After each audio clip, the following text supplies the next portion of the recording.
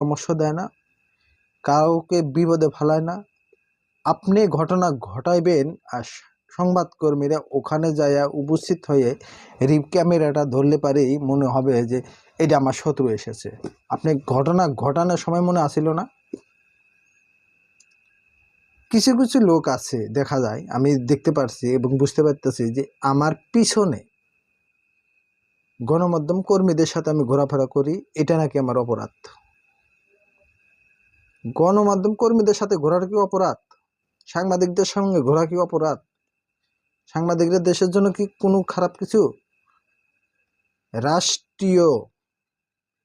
রাষ্ট্রীয় জাতীয় সম্প্রচার নীতিমালাতে সরাসরি লেখা আছে, গণমাধ্যম সংবাদকর্মীরা দেশ ও জাতির বিবেক।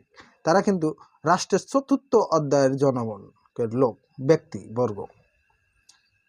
আর এই সংবাদকর্মীদের সঙ্গে অসৎ আচরণ করে যারা, তারা কি মনে করছেন ভালো?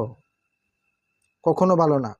দেশ ও জাতি, আপনারা শুনে নেন, যারা সংবাদকর্মীদের ভুল বোঝেন, যারা সংবাদকর্মীদের ভালোবাসেন না, খারাপ মনে করেন, তারা একটু চিন্তা ভাবনা করে দেখেন তো।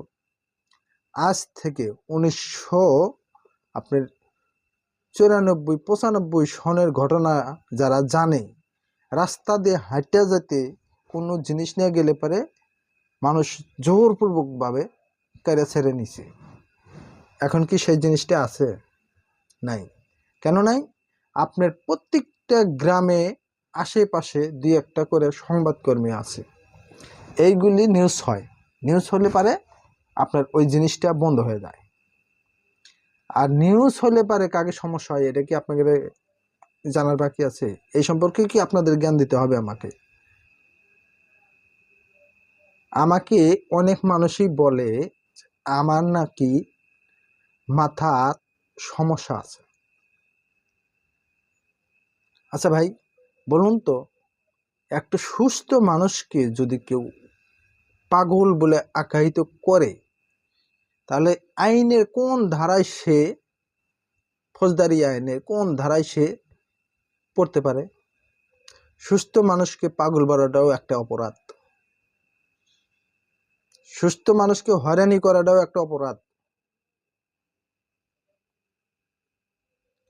আপনি, যারা এই সুস্থ মানুষকে হয়রানি করে, তারা পুরো দেশ ও জাতিকে বিপদে ফেলানোর চেষ্টা করতেছে। যারা সংবাদকর্মীদেরকে হয়রানি করে, তারা মনে করে তারা জবরদস্ত